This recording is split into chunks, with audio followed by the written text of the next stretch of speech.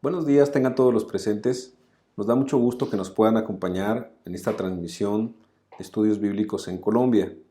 Le mandamos un fuerte abrazo a todas las personas en Bogotá, en Cali, en Zipaquirá, en Girardot, en La Guajira, en Armenia, Bucaramanga, que son algunos de los lugares donde nos han escrito y sabemos que también llega la transmisión a otros lugares. También a nuestros amigos y hermanos en México y en Estados Unidos. Queremos el día de hoy, antes de comenzar nuestra enseñanza, pues poder comentar que de alguna manera han sido de mucha bendición los últimos mensajes para todos nosotros, y también ha sido de bendición cuando nos escriben, nos comentan pues de qué lugares son, cuando nos piden alguna cuestión de petición de oración o alguna necesidad. Estamos atentos y dispuestos a poder apoyarle de la manera en que nos sea posible. Y pues ya sabe que usted puede contactarnos por la página, en el Messenger o algún mensaje. Con mucho gusto estamos para servirle. Quiero leer una porción de la Escritura en Primera a los Tesalonicenses, capítulo 5, recordando que esta carta es una carta del apóstol Pablo hablando a esta iglesia, y en este capítulo 5 se habla de la segunda venida de nuestro Señor Jesucristo. El apóstol Pablo está hablando cosas muy interesantes, lo cual yo le invito a que pueda leer completo todo este libro y este capítulo. Pero en el capítulo 5 que vamos a dar lectura, en el versículo 8, la Escritura dice: pero nosotros que somos del día, seamos sobrios, habiéndonos vestido con la coraza de fe y de amor y con la esperanza de salvación como yelmo.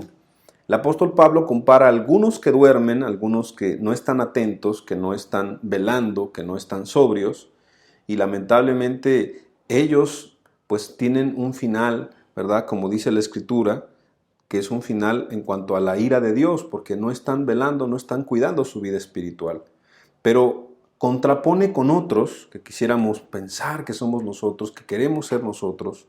Dice, pero nosotros que somos del día, ¿no? Lo contrario a la oscuridad, lo contrario a estar ebrios, lo contrario a estar intranquilos, lo contrario a no estar en paz con Dios. Bueno, nosotros que somos sobrios, nosotros que estamos velando, nosotros que estamos expectantes de que Cristo regrese, y no solamente expectantes, sino viviendo como si Cristo regresara el día de hoy.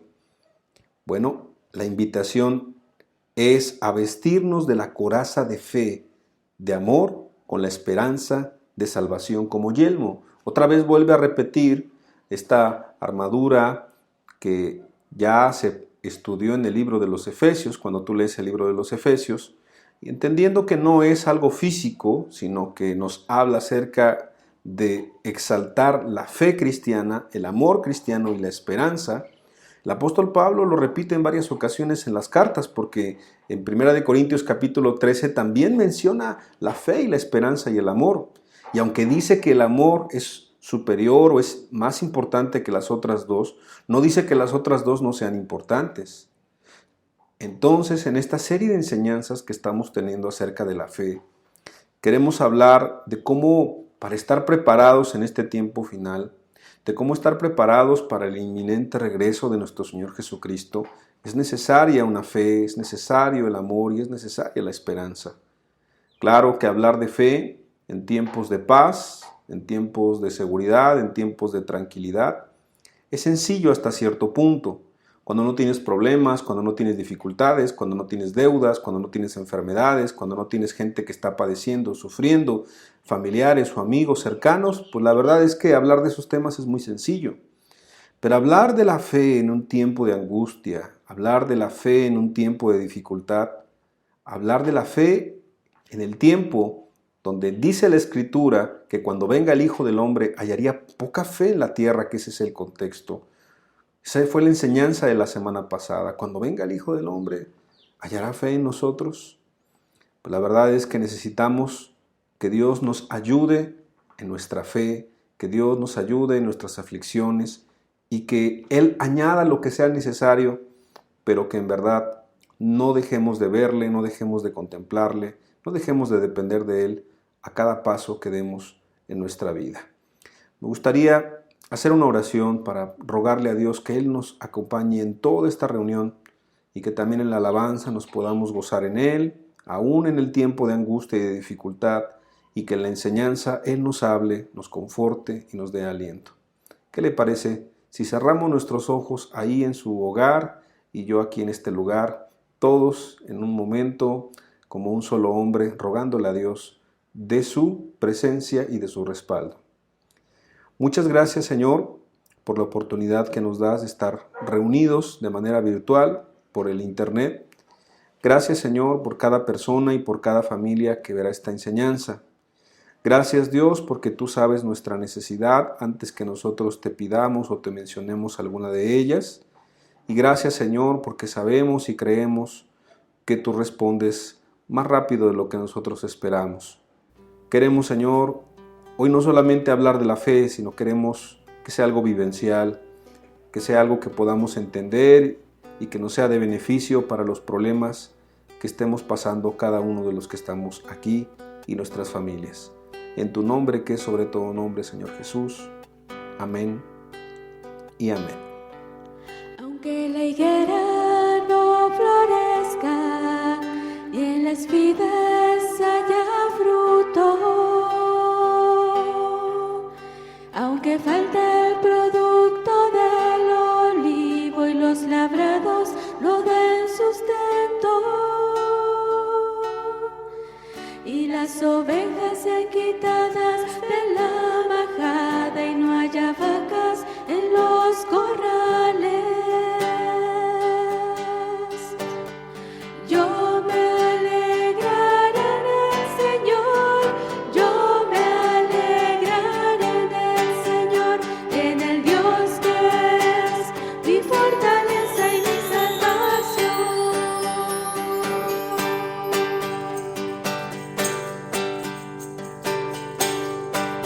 Aunque la higuera no florezca y en las vides haya fruto, aunque falte el producto del olivo y los labrados no den sustento, y las ovejas sean quitadas de la majada y no haya vacas en los corrales, yo me alegraré en el Señor, yo me alegraré en el Señor, en el Dios que es mi fortaleza y mi salvación. Yo me alegraré en el Señor, yo me alegraré en el Señor, en el Dios que es mi fortaleza y mi salvación. Mi fortaleza y mi salvación. Mi fortaleza y mi salvación.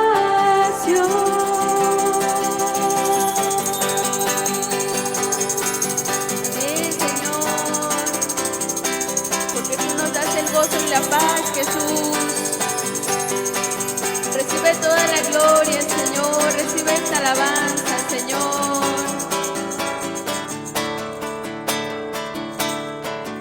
Traemos sacrificio de alabanza a la casa del Señor. Traemos sacrificio de alabanza a la casa del Señor.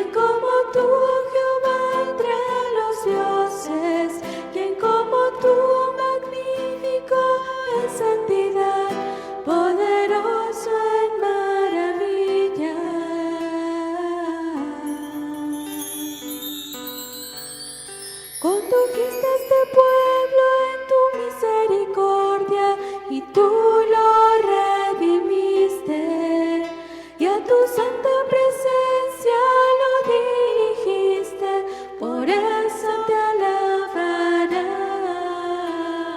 ¿Quién como tú, Jehová, entre los dioses? ¿Quién como tú, magnífico en santidad, poderoso en maravillas?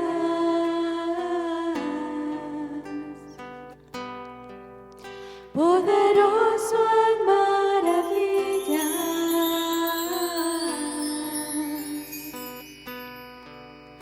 Poderoso en maravillas.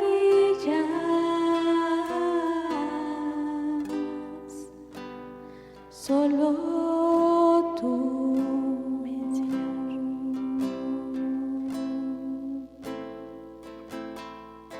Solo tú, Señor, eres Dios.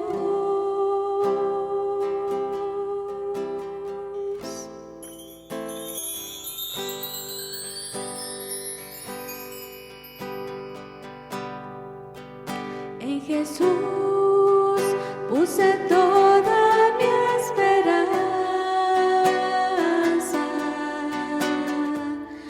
y Él se inclinó hacia mí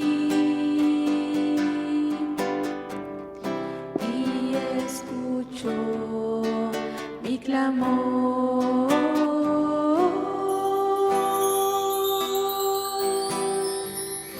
Y escuchó mi clamor,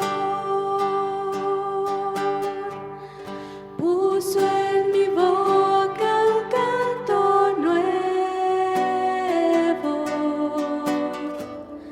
un canto de adoración. Muchos oirán y creerán.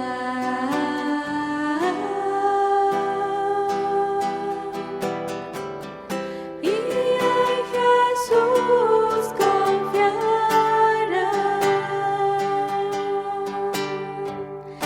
En ti se gocen y se alegren todos los que te buscan y digan sin cesar: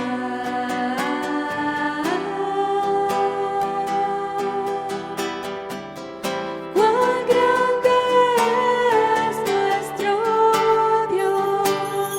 Amén. En ti se gocen y se alegren todos los que te buscan y digan sin cesar: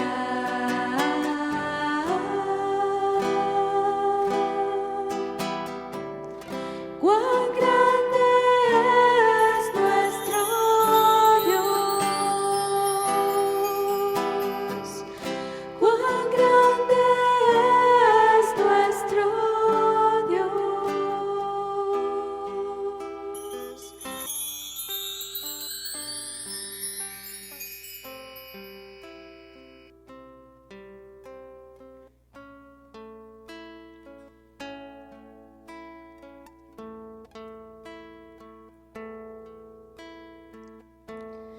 Mi Cristo, mi Rey, nadie es como tú. Toda mi vida quiero exaltar las maravillas de tu amor.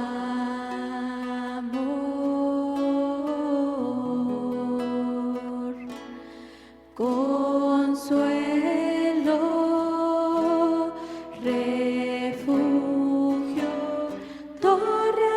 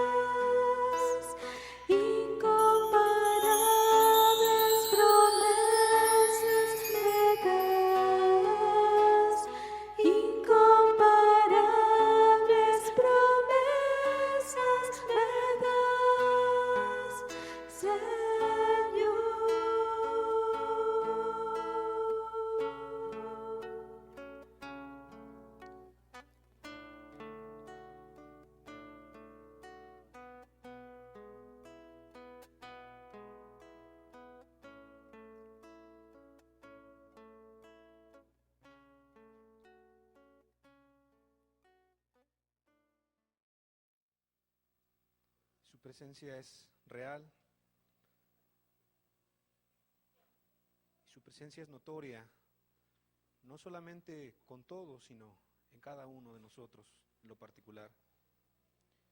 Quiero pedirle que hagamos una oración para pedirle a Cristo Jesús que tenga control de esta reunión, de este mensaje, de nuestra vida.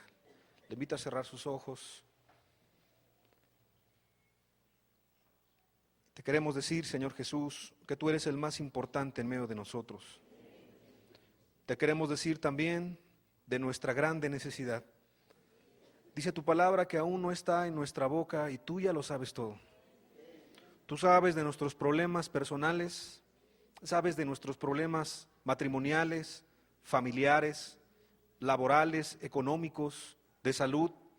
Sabes de la aflicción que tal vez cada uno de los que estamos aquí estamos aconteciendo. Todas las cosas son reveladas delante de ti. Cristianos y no cristianos, gente que te está buscando, a todos por igual, háblanos por favor, Jesús. Ten misericordia, ve nuestra necesidad, glorifícate Jesús. Amén, Señor. El día de hoy, con la ayuda de Jesús, vamos a hablar acerca de un tema muy importante, llamado la fe en el tiempo de angustia. La fe en el tiempo de angustia. Qué importante es confiar en Dios en todo momento y en toda circunstancia. Qué importante es depender de Cristo todos los días de nuestra vida. Pero siendo sinceros, cuando nos va bien en la vida, es más sencillo sonreír. Cuando nos va bien en el trabajo, es fácil darle gloria a Dios, e inclusive cuando tenemos algún poco más de solvencia económica, o cuando va bien las cosas en la familia, es más fácil acercarse a la congregación y darle gracias a Cristo con todo nuestro corazón, con toda nuestra mente, con toda nuestra fuerza. Pero ¿qué pasa cuando hay una complicación en nuestra vida? Cuando en este momento, en tu vida o en la mía, están habiendo adversidades, pruebas, barreras que limitan esa relación con Cristo que se tiene en otros momentos. Es ahí donde es necesario poner a prueba esa fe en el tiempo de angustia.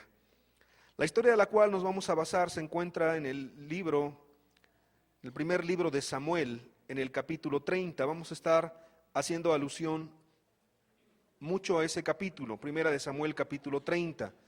Y en el versículo 6, la Biblia dice, y David, está hablando del rey David, se angustió.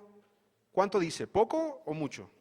Se angustió mucho, porque el pueblo hablaba de apedrearlo, pues todo el pueblo estaba en amargura de alma, cada uno por sus hijos y por sus hijas, mas David se fortaleció en Jehová su Dios. Ese versículo es muy representativo de lo que el día de hoy quiero exponerle con la ayuda de Dios. Hace algunos días, una persona se acercó a mí y me empezó a comentar cómo su vida se había trastornado solamente en unas cuantas semanas. Dice, es como un antes y una ahora. Todo me sonreía, yo creía en Dios a mi manera, iba a la iglesia en algunas ocasiones y todo estaba bien. Mi trabajo, mis negocios, con mi familia, etcétera. Pero después de algunos acontecimientos me empezó a platicar, toda mi vida se ha trastornado. Toda mi vida ya no tiene sentido en este momento que estoy platicando contigo, no sé ni para qué estoy platicando.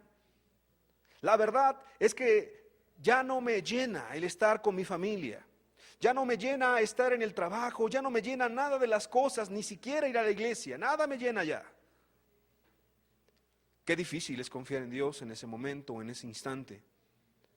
Creo que Dios nos quiere hablar, que no solamente el rey David tuvo esos momentos, excelente ejemplo de una persona que estuvo con Dios, que caminó con Dios, y la Biblia nos deja ver muchas de las facetas y los momentos de su vida, gracias a Dios, para poder entender y para poder comprender un poco más del cristianismo. Este momento en la vida del rey David fue muy especial, fue muy significativo, porque la Biblia dice que estaba muy angustiado. Sí, aquel que venció al grande gigante, al Goliat. Sí, aquel gran rey, amigo de Dios. Sí, aquel poderoso y valeroso. Sí, aquel rey David, grande conquistador. Pero también aquel que pecó gravemente contra Dios más adelante en su vida.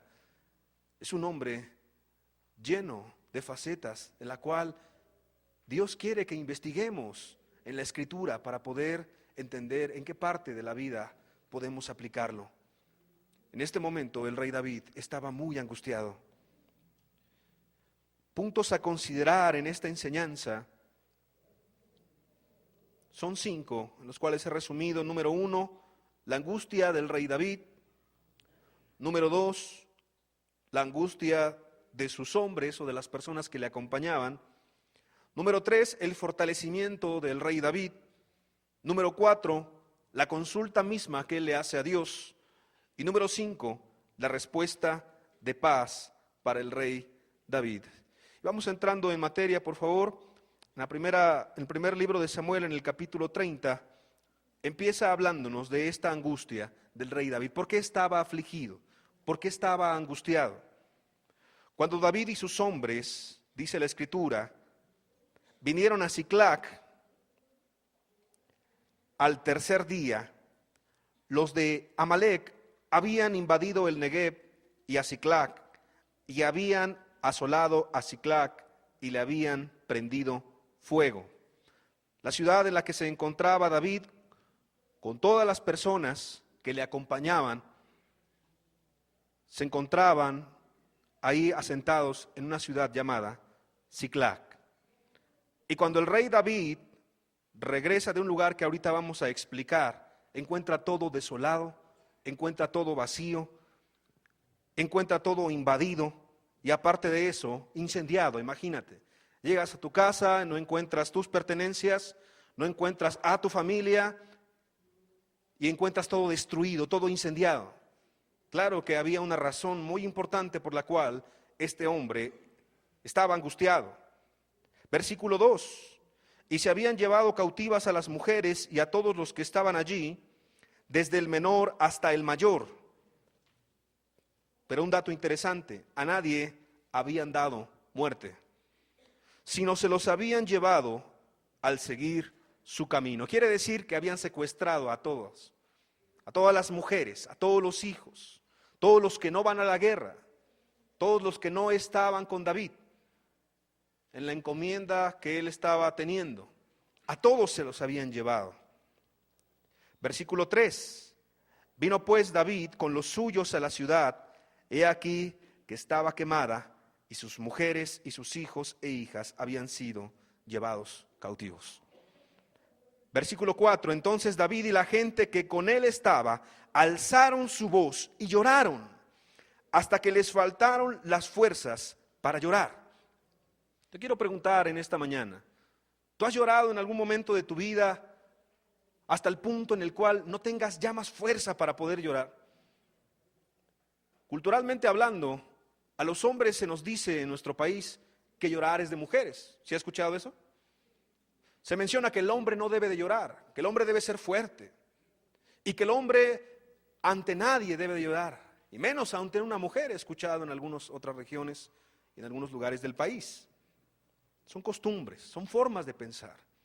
Pero esta gente, predominantemente, o nos dice la Biblia, todos los hombres, todos los valientes de David, todos los que le acompañaban, todos hombres de ejército y de batalla, todos estaban llorando, angustiados por lo que más amaban, porque lo que más querían había sido tocado. Y no solamente tocado, había sido humillado realmente. Y había sido saqueado y prendido fuego en un síntoma, o en un signo más bien, de mucha vergüenza y mucha deshonra. Y ahí estaba David, con los grandes valientes, con los hombres de ejército, llorando como niños delante de una grande necesidad. ¿Algún día te has encontrado así? Tal vez no mostrándote delante de los demás por la cultura, por nuestra educación, por las costumbres, pero sí ahí, en lo oculto de tu cuarto, en tu habitación. Hay un momento en donde ya no puedes más y donde necesitas el poder desahogarte con alguien, cuando necesitas el poder expresar tu grande necesidad, Cuando a lo mejor tú sientes que nadie te entiende, pero ahí estás desahogando toda tu frustración. Si no eres cristiano, toda tu amargura, todos tus celos, todas tus iras, todo lo incorrecto que hay en tu corazón. Aquel que es cristiano, desahogándose con Dios. Pero yo sé que todos hemos estado ahí. En el momento de mayor necesidad, en el momento de mayor angustia.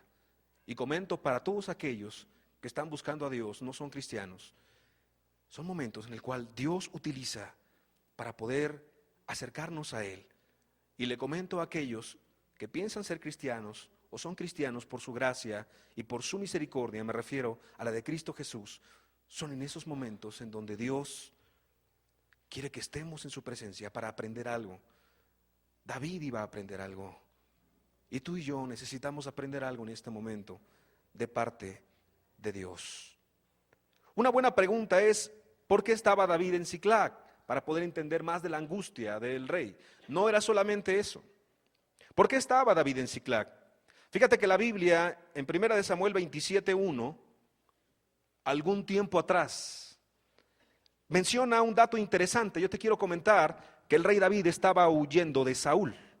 Porque Saúl le quería matar, si recuerdas en el relato bíblico. Y Saúl quería destruir a David, lo odiaba, lo aborrecía.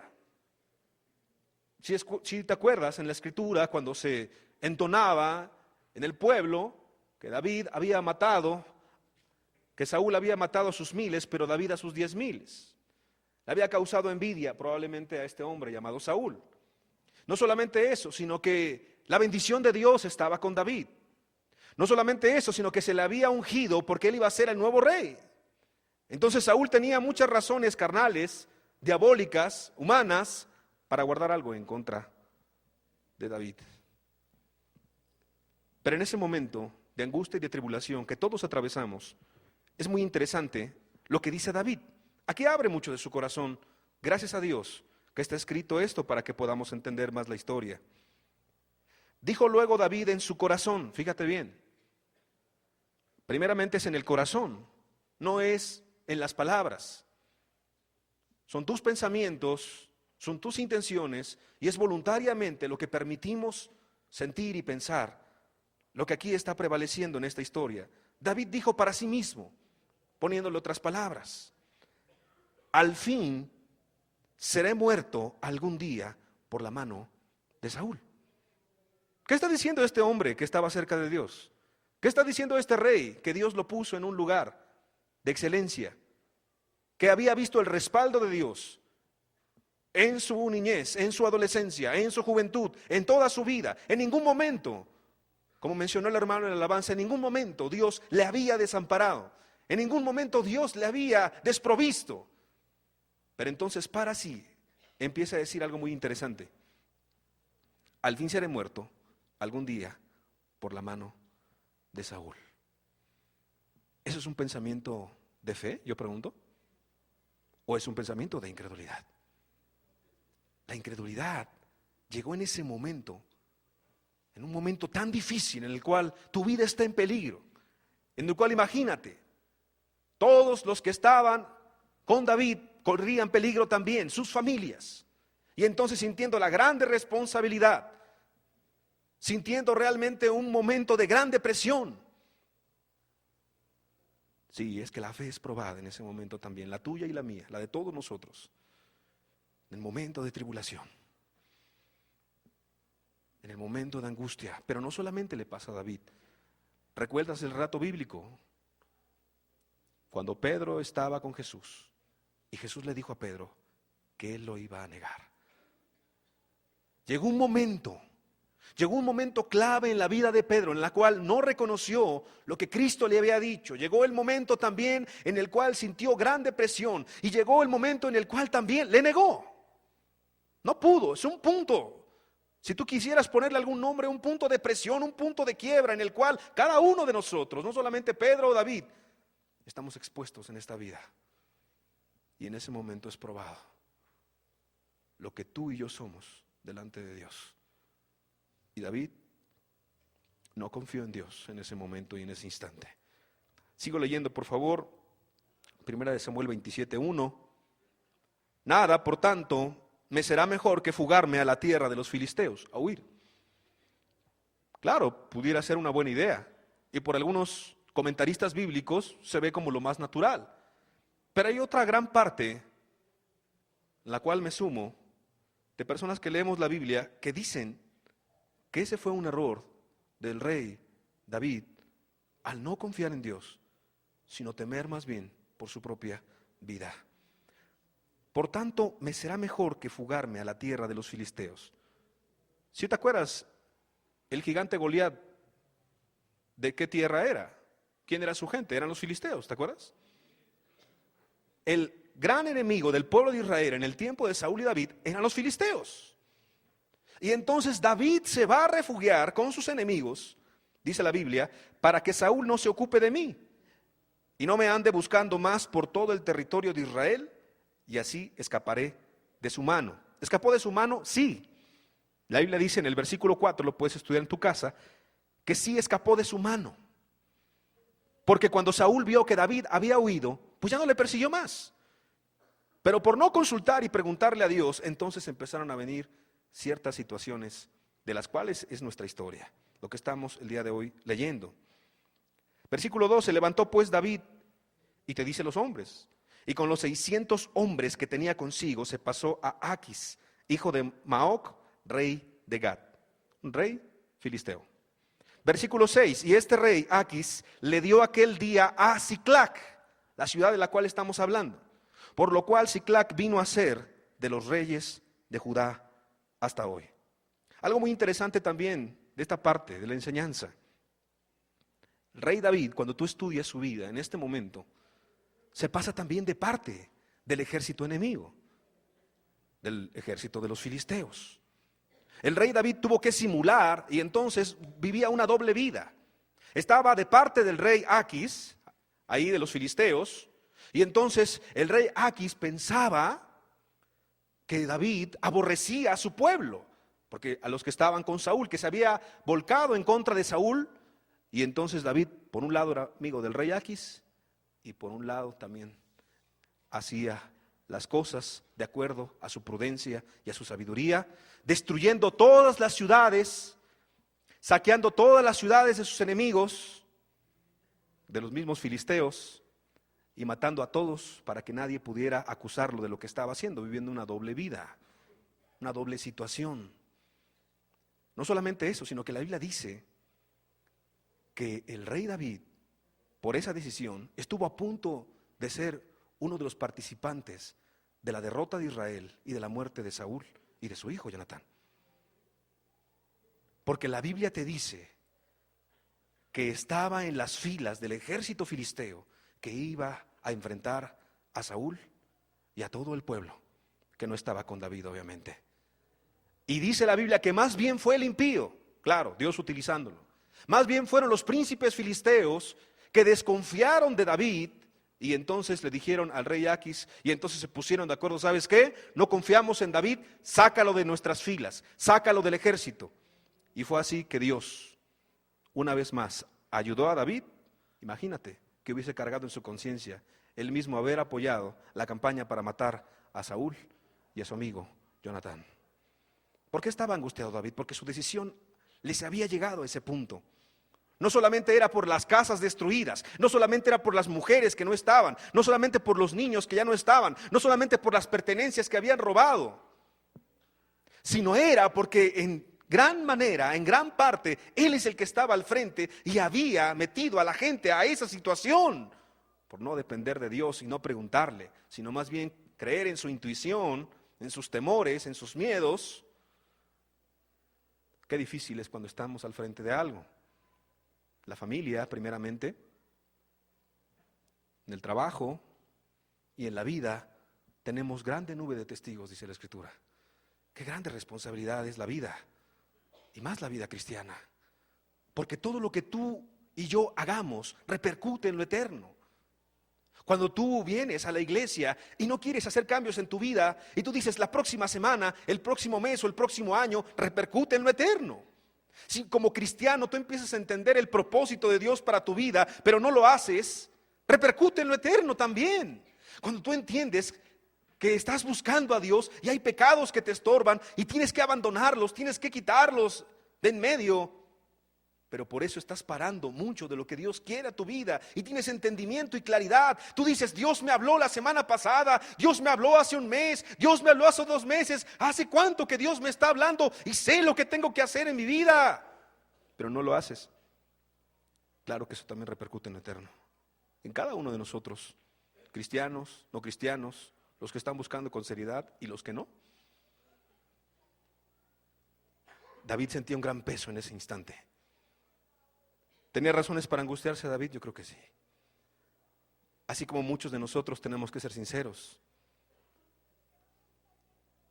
Estamos sintiendo en muchos momentos presión, la consecuencia de nuestros propios actos. Y tenemos que responsabilizarnos. Y si tú dices, bueno, no, es que yo no he hecho nada malo y estoy teniendo ahorita pruebas y tentaciones y dificultades. Porque he amado a Dios. Ahí está el detenimiento. ¿Por qué qué? Porque has amado a Dios.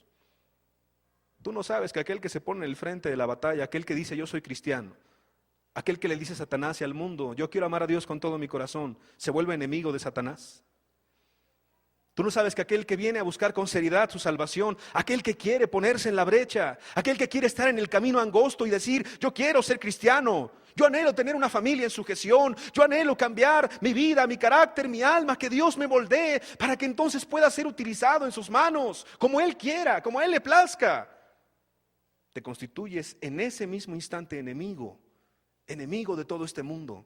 Enemigo de la forma de pensar, enemigo de la gente que está en tu trabajo, enemigo de la gente que está en tu familia, en tu propia casa en muchas ocasiones. ¿Es alto el precio? Jesús dijo, el que quiera seguirme a mí, tiene que tomar su cruz cada día, tiene que negarse a sí mismo y tiene que seguirme. Pero no solamente un momento, sino todos los días y a cada momento. Sea cual sea la situación de tu vida y la mía, sea que hayas tomado malas decisiones o que no las hayas tomado, sino que hayas tomado buenas decisiones y por eso tengas presión, y por eso tengas ataques, y por eso tengas luchas terribles, es en ese momento en donde necesitamos la fe. Número 2, no menos importante, y quise también marcarlo en la enseñanza, el segundo punto es la angustia de sus hombres. Sí, porque no nada más se trata del rey David, que cada uno de nosotros tenemos esas dificultades, sino también hay que ver cuál es la situación, cómo es que los hombres están reaccionando. Primera de Samuel capítulo 30 versículo 6. Y David se angustió mucho, porque el pueblo hablaba de apedrearlo. Y aquí puse en una tablita en la siguiente diapositiva la reacción de los hombres sin Dios ante el dolor. Y en muchas ocasiones también los hombres de Dios, cuando empiezan a dejar de ver a Dios, cuando empezamos a dejar de depender de Dios, claro que somos propensos en lo que en nuestra antigua vida practicábamos muchos de nosotros. Pero claro, es la manera habitual en que el hombre sin Dios, por eso puse ahí sin Dios, actúa ante el dolor, ante la dificultad, ante la presión, ante la angustia. ¿Estaban contentos los que acompañaban al rey David? ¿Verdad que no? Estaban muy molestos. Estaban muy molestos. Volviendo a 1 de Samuel 36, dice, aparte de que intentaban apedrearlo, pues todo el pueblo estaba, ¿qué dice la Biblia? En amargura de alma. ¿Y qué significa eso? Pues estaban amargados. Se estaban amargando ya contra David. Estaban amargando, como el pueblo de Israel se amargaba contra Dios, se amargaba contra los líderes, se amargaba contra todos. Pero muy interesante, generalmente como la gente en el mundo, y como vuelvo a repetir, los cristianos a veces somos tentados, nadie viendo su propia responsabilidad. Porque todos tienen la culpa, ¿verdad? Porque el gobierno tiene la culpa.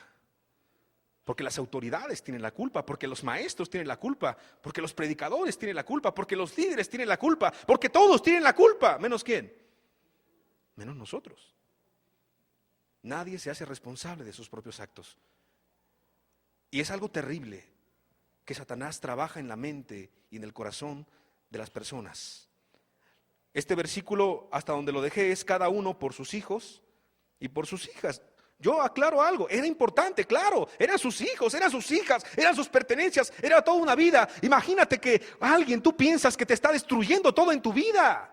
Por eso la gente se amarga contra Dios también, porque piensa que Dios es muy malo, porque Dios sí es tan bueno, ¿por qué no me ayuda? ¿Por qué si Dios es tan poderoso, por qué no cambia la situación? ¿Por qué si Dios sanó en el Nuevo Testamento, siendo Jesús caminando aquí en la tierra, por qué no me sana a mí? Cuando la gente deja de entender lo que Dios está haciendo en nuestra vida, todo se trastorna. Y por eso puse en esa tablita molestia, celos, amargura, odio, culpa y muchos estados de ánimos en los cuales las personas dicen, no, es que todos tienen la culpa menos yo. Empiezan a odiar, empiezan a guardar cosas en su corazón, empiezan a tener celos de otras personas, envidias, molestias, enojos, iras. Imagínate, para que alguien quiera apedrear a su propio rey, para que alguien empiece a guardar amargura en ese momento. No estaban jugando, querían matarlo. ¿Te has sentido así en la vida, la verdad? Siendo sinceros, ¿te has sentido así que es más fácil echar la culpa a alguien más? ¿Que es más fácil no hacerte responsable de tus actos? ¿Que es más fácil decir todos están mal, pero no decir yo estuve en esto mal? Aún como cristiano. Aún David en ese momento, imagínate lo que estaba sintiendo. Yo hice esto mal, no estuvo bien. No le pregunté a Dios, no le consulté a Dios. Lo hice a mi manera y por eso está mal todo. Claro, el pueblo también tenía responsabilidad.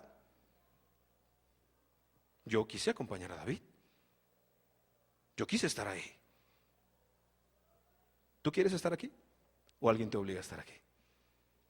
¿Tú quieres buscar a Dios el día de hoy? ¿Estás buscándolo con todo tu corazón? ¿Anhelas de Cristo? ¿Anhelas ser cristiano si no lo eres? Y si eres cristiano, ¿anhelas seguir siendo cristiano y caminar y estar preparados hasta el día que Jesús venga o hasta el día que nos llame a cuenta si morimos cualquiera de nosotros? ¿Estás dispuesto? Como que no, ¿verdad? ¿Si estás dispuesto, amén o no? ¿Seguro? Bueno, a David no le está yendo muy bien, ¿eh? David sentía mucha presión en ese instante, en ese momento. Ser cristiano, te vuelvo a repetir, solamente con la gracia y con la ayuda de Dios. Y aquí viene algo muy precioso en esa enseñanza. Número 3 de esta enseñanza, el fortalecimiento del rey David. Sentía una presión, imagínate, en su conciencia, en su mente, en su corazón, malas decisiones. Aplicado a nuestra vida, ves a tus hijos y dices, ay, qué malos hijos, ¿verdad? ¿Con quién estuvieron? Oye, qué mal está todo en mi casa. Si tú eres padre de familia, pues es mayor responsabilidad, pero no creas que por ser esposa e hijos no tienes responsabilidad. Todos somos parte de una familia. Te abro mi corazón, cuando chico e inconverso era muy fácil culpar a papá y a mamá. Era muy fácil culpar a los demás. Si tú eres joven y piensas que es sencillo, cuando estás del otro lado es más complicado. Es fácil echarle la culpa a los demás, pero Dios en este momento quiere que entendamos algo. Mucho de lo que estamos nosotros viviendo es nuestra responsabilidad, son nuestras decisiones. Que Dios nos dé la gracia y el entendimiento para poder aceptarlo. Y para poder enfrentarlo, lo más importante, pero no solos, no podemos, sino con la ayuda de Dios. Primera de Samuel, capítulo 30, versículo 6. Claro que necesitaba pasar algo, estaba a punto de morir. Y David se angustió mucho, vuelvo a leer, porque el pueblo hablaba de apedrearlo, pues todo el pueblo estaba en amargura de alma, cada uno por sus hijos y por sus hijas. Y puse así grande, ¿verdad?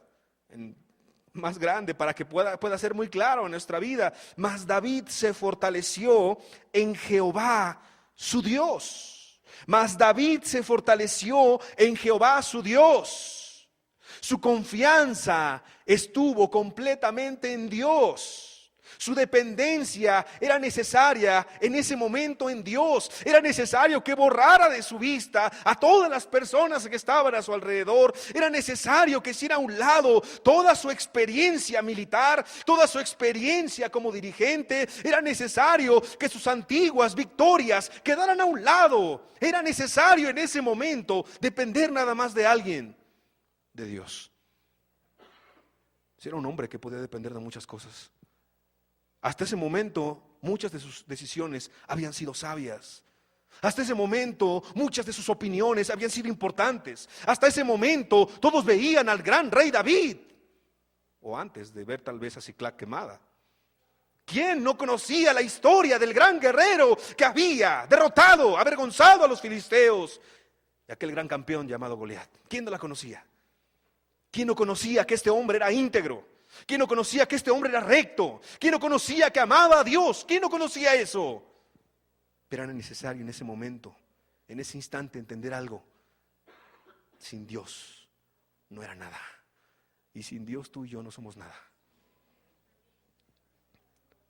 Solo por poner un ejemplo de en quién podía fortalecerse, leyendo un poco la escritura, la siguiente diapositiva. En Primera de Crónicas, capítulo 12, versículo 1, cuenta algo muy interesante acerca de este instante en el cual David estaba viviendo.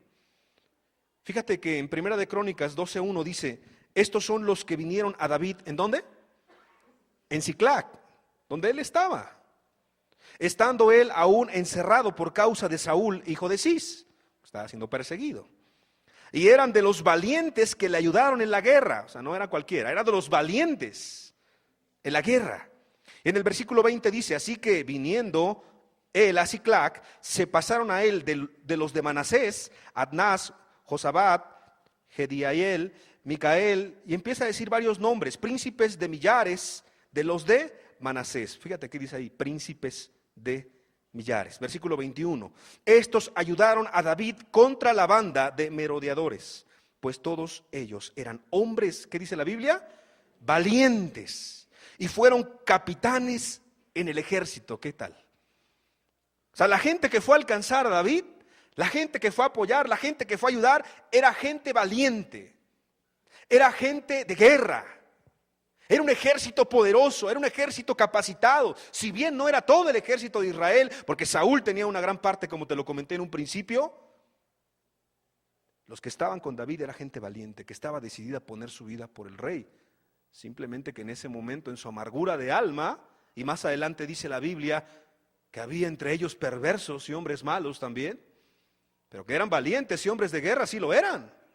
De que era gente arrojada, de que era gente luchona, de que era gente que no le tenía miedo a nada, claro que lo eran. Así como nosotros podemos fortalecernos de muchas cosas, ¿verdad? Qué fácil es confiar en los hombres o depositar toda nuestra problemática en los hombres. Mucha gente se acerca y dice, oye, como predicador, como consejero, y no lo digo como reclamo, es correcto y eso es una función, poder abrir la Biblia y hacerte entender lo que tienes que hacer conforme a lo que Dios te dijo, lo que tienes que hacer conforme a lo que tú comentas también, porque a veces la gente no cuenta todo y completo las cosas, ¿verdad? Pero en ese momento es necesario ponerte y exponerte delante de Dios y decir, bueno, pregúntale a Dios, fortalécete en Dios, porque que es fácil que dependas de las personas. ¿Qué pasa cuando a lo mejor tú estás confiando mucho en tu trabajo y tú estás planeando conforme al ingreso que tienes mensual y dices, no, después voy a hacer un negocio y después voy a hacer esto y aquello, y a la semana siguiente ya te van a correr y tú no lo sabes?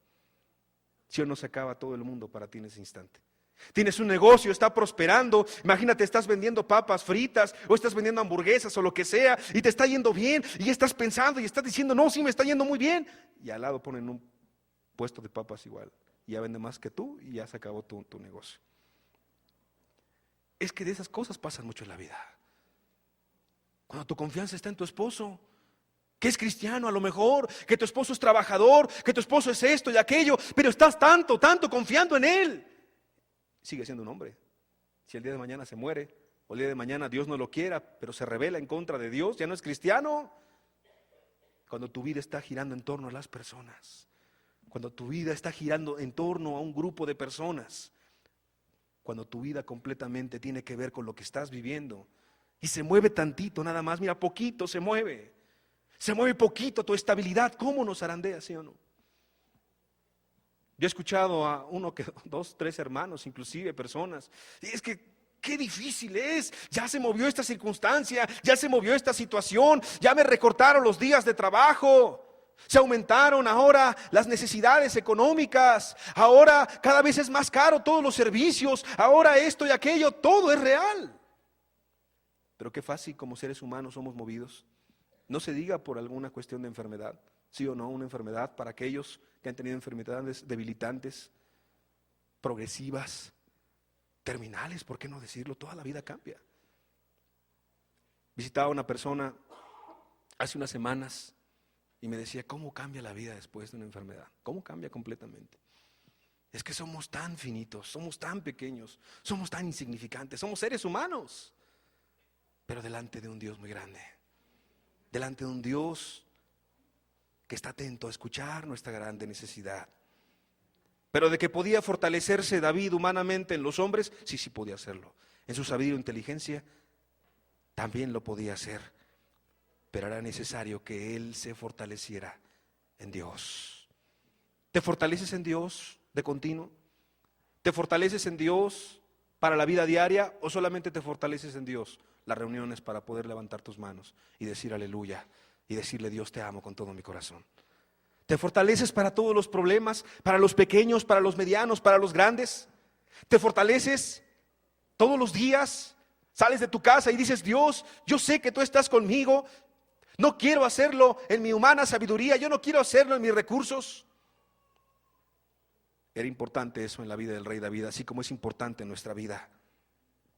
Es que no podía fortalecerse en nadie más. Es que no podía confiar en nadie más. Dios pareciera que le mueve y lo zarandea. Y si tú estudias con claridad, fue el momento en el cual David corta definitivamente con el pueblo filisteo. ¿Quién tuvo que hacer que cortara con el pueblo filisteo? No fue David, fue Dios. ¿Por qué? Nadie cree en ti, David. Mira tus decisiones, ¿dónde nos llevaron, David?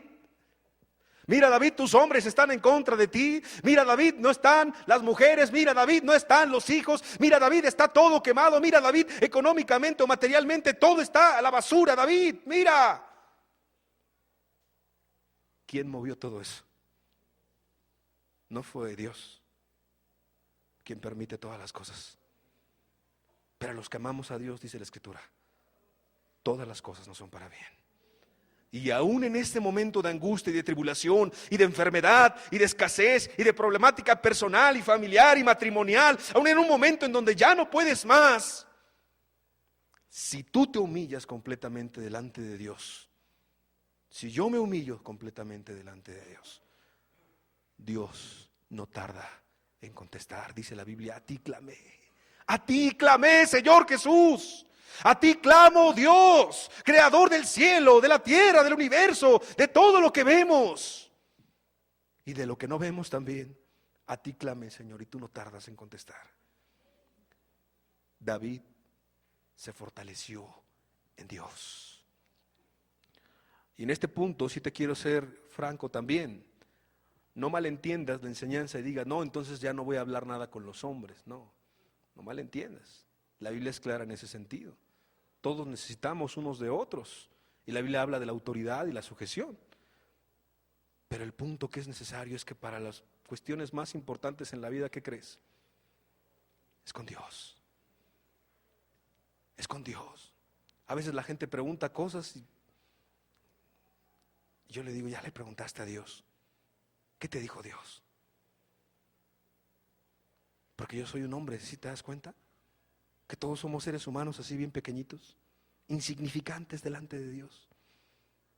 Pero Dios es inmenso, Dios es poderoso, Dios no se cansa, Dios no se fatiga.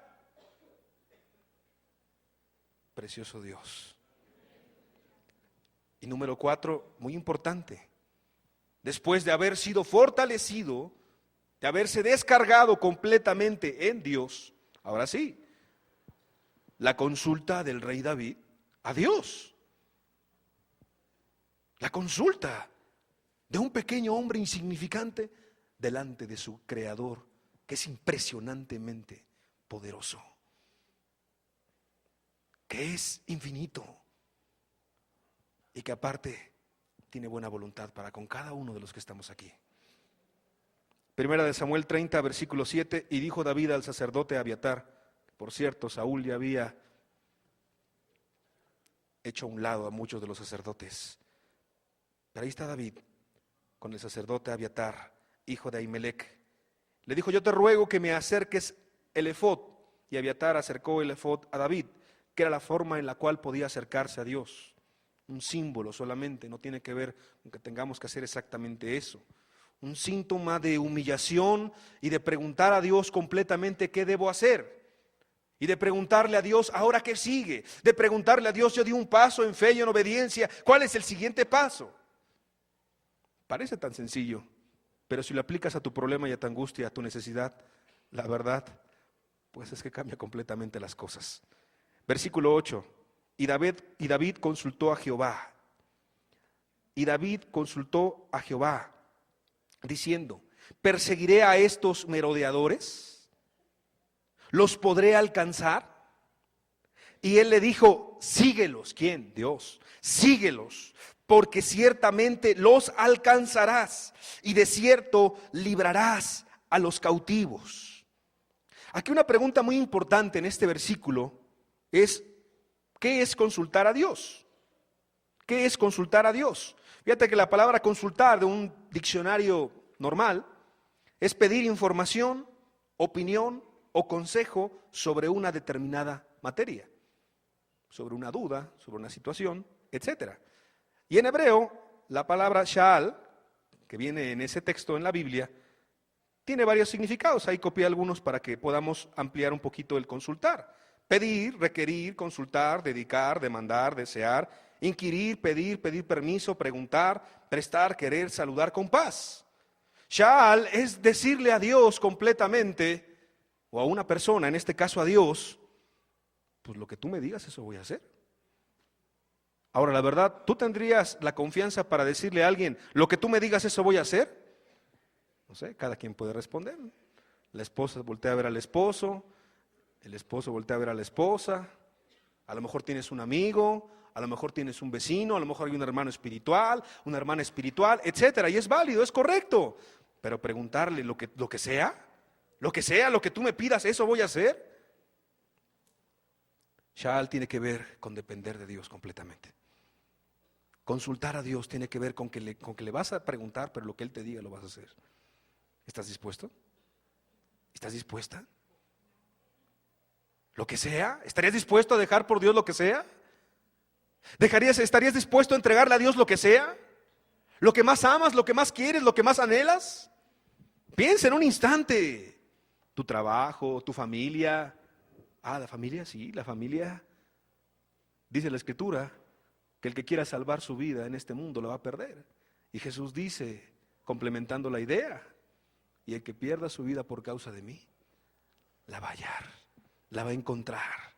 Le va a entender ahora el sentido a la vida, entender el por qué estamos aquí, la pregunta existencial de la gente que ha estudiado por siglos, para agradar a su Dios, para amar a su prójimo, para hacer el bien conforme a la voluntad de un Dios que le ama, que un Dios que le ha creado, que un Dios que quiere ser cercano y es cercano.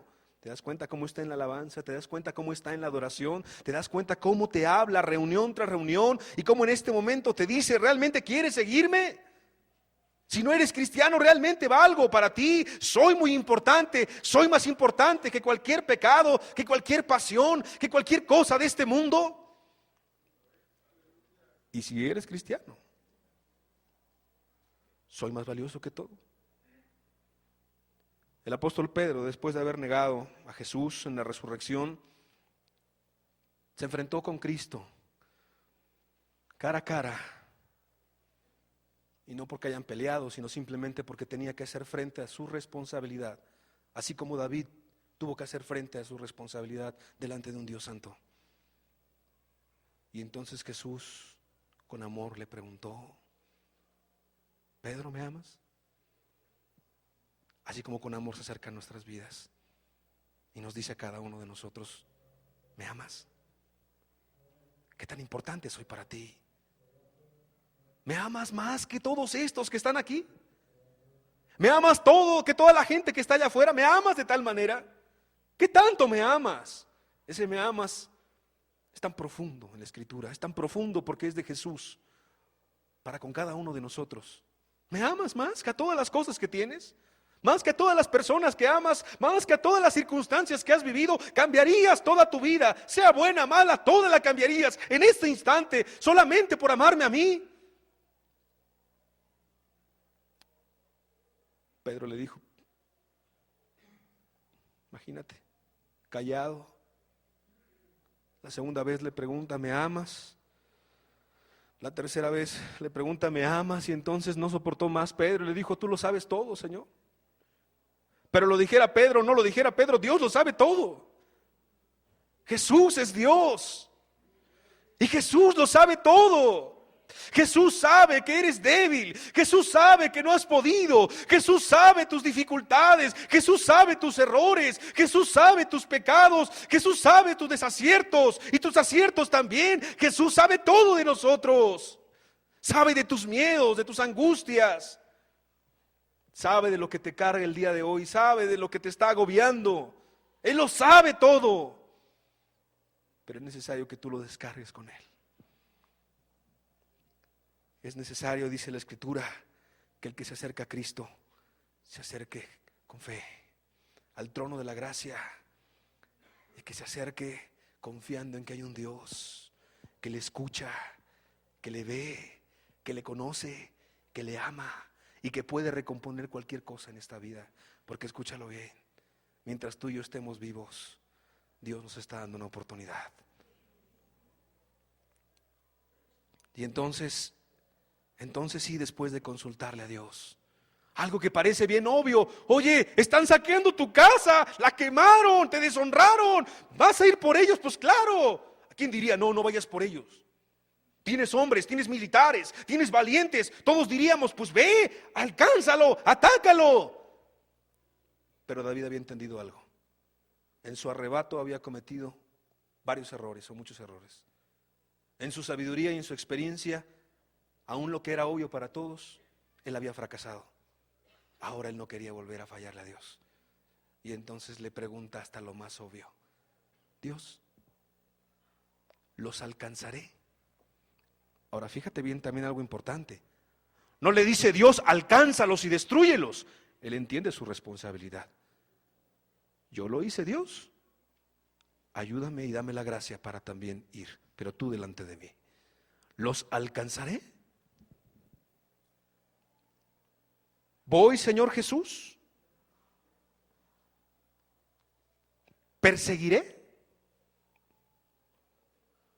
Y entonces Dios le dice, ve, alcánzalos, persíguelos, yo los he entregado en tu mano. El último punto de esta enseñanza, la respuesta de paz para David. La respuesta de paz para el rey David. Esta no vino sin una tribulación adicional, quiero comentar también. Primera de Samuel, capítulo 30, en el versículo 9. Partió pues David, él y los 600 hombres que con él estaban, y llegaron hasta el torrente de Besor, donde se quedaron algunos. ¿Por qué se quedaron algunos? En el versículo 10 te lo explica. Y David siguió adelante con 400 hombres porque se quedaron atrás 200 que cansados no pudieron pasar el torrente de Besor. Cuando escuché esta palabra, Dios me habló algo que te quiero transmitir.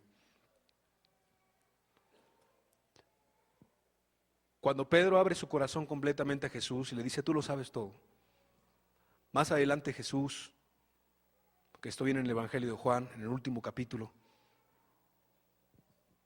Entonces Pedro le pregunta a Jesús, ¿y qué de este? Refiriéndose al apóstol Juan, refiriéndose a Juan, ahí estaba. ¿Y qué de este? Y Jesús le dijo, bueno, y si yo quiero que este quede hasta que yo regrese, ¿qué a ti? Refiriéndose que Jesús estaba llamando al apóstol Pedro. Y entonces Jesús le dice, yo creo con mucha ternura pero también con mucha firmeza: tú ven y sígueme. ¿Qué te preocupa? ¿Qué te aqueja? Hace unos meses platiqué con una persona y me decía: es que todos los que estaban en mi tiempo ya no están. Todas las personas que estaban cuando yo empecé a escuchar de la palabra, muchos ya no están. Las circunstancias pueden cambiar. El salón puede cambiar. Los hombres predicadores podemos cambiar. Las circunstancias pueden cambiar. Se puede desatar una persecución cruel contra la iglesia aquí en nuestro país. Pueden cambiar las situaciones más. Tu salud puede cambiar. A lo mejor ya no puedes venir el día de mañana porque estás en una cama imposibilitado y nadie te puede traer. Tus hermanos en la iglesia pueden cambiar y te pueden fallar también. Tu familia te puede fallar, te puede cambiar. Aquella persona que te predicó y que te trajo aquí y que con tanto amor te invirtió tiempo, ya no puede estar o ya no está. Todo puede cambiar, pero el único que no cambia se llama Dios. Y ahí vino una gran victoria para David, así como puede venir a tu vida si tú entiendes que el cielo y la tierra pasan, pero de su palabra jamás pasará nada. Y si la palabra de Dios no pasará, el Dios de la palabra jamás pasará. El alfa y la omega, el principio y el fin, el que fue, el que es y el que será, y el que está contigo, el que está conmigo en este instante. No siempre son fáciles las cosas, al contrario. ¿No dicen en el mundo que lo bueno en la vida cuesta? Bueno, la Biblia es muy clara.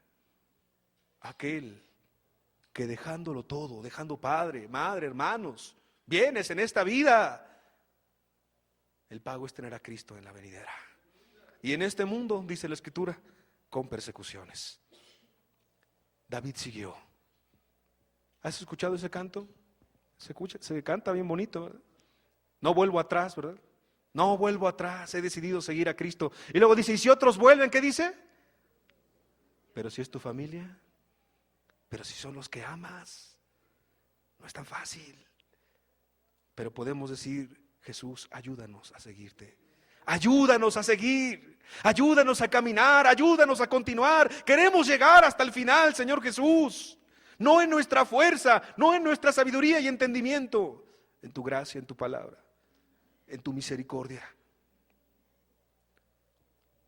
Con menos personas David pasó. Primera de Samuel 30:16.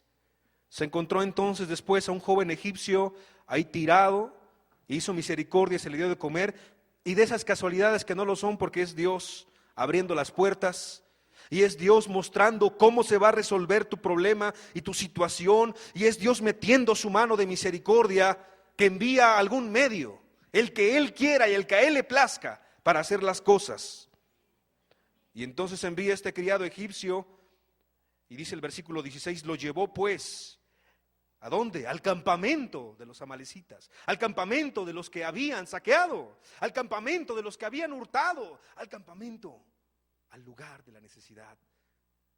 Y he aquí que estaban desparramados sobre toda aquella tierra, comiendo y bebiendo y haciendo fiesta, por todo aquel gran botín que habían tomado de la tierra de los filisteos y de la tierra de Judá.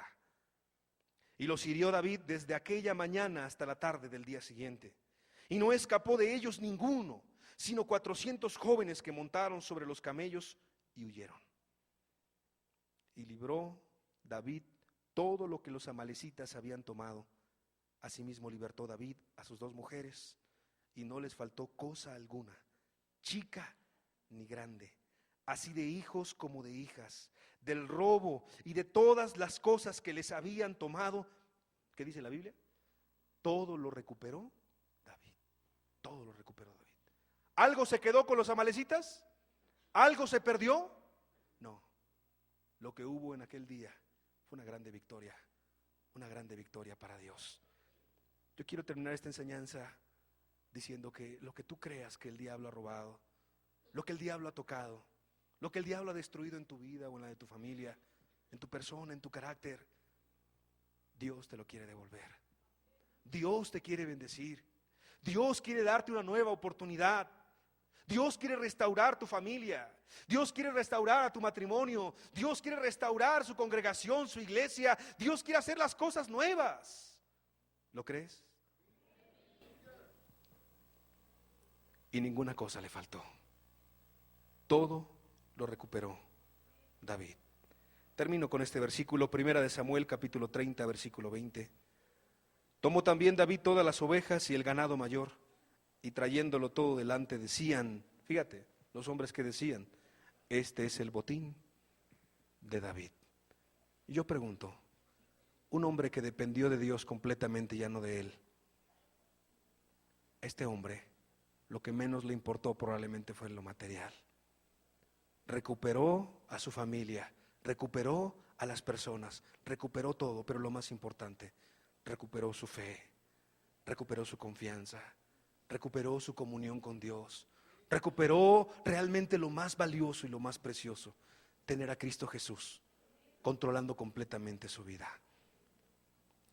¿Qué te invita Dios a ti y a mí el día de hoy? A lo que el diablo ha robado y destruido, arrebatarlo y tomarlo, pero no en nuestra fuerza, sino en la gracia y a la forma que Cristo Jesús quiera para cada uno de nosotros. Yo te invito a que cierres tus ojos.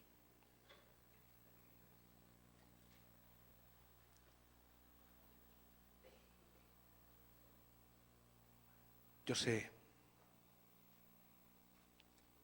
que la victoria se ve lejana a muchos de nosotros. Yo sé que la circunstancia personal no es fácil y yo soy humano y estoy bien limitado. Dios sabe que para ti es difícil el momento que estás atravesando.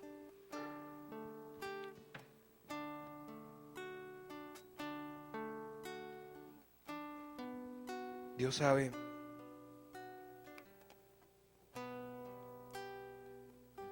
lo que tú no le dices a nadie, lo que no le cuentas a ninguna persona. Y Dios sabe cómo te sientes en este momento en tu vida. Porque Él es Dios.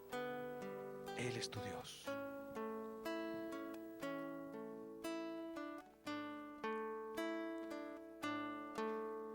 Por la fe conquistaron reinos, por la fe se hicieron fuertes en batalla,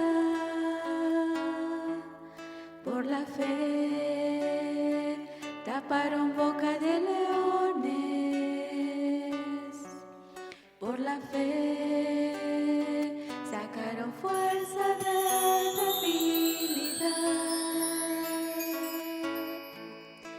Por esa fe sé que Cristo murió por mí, por ella también sé que me llevará hasta el fin. Por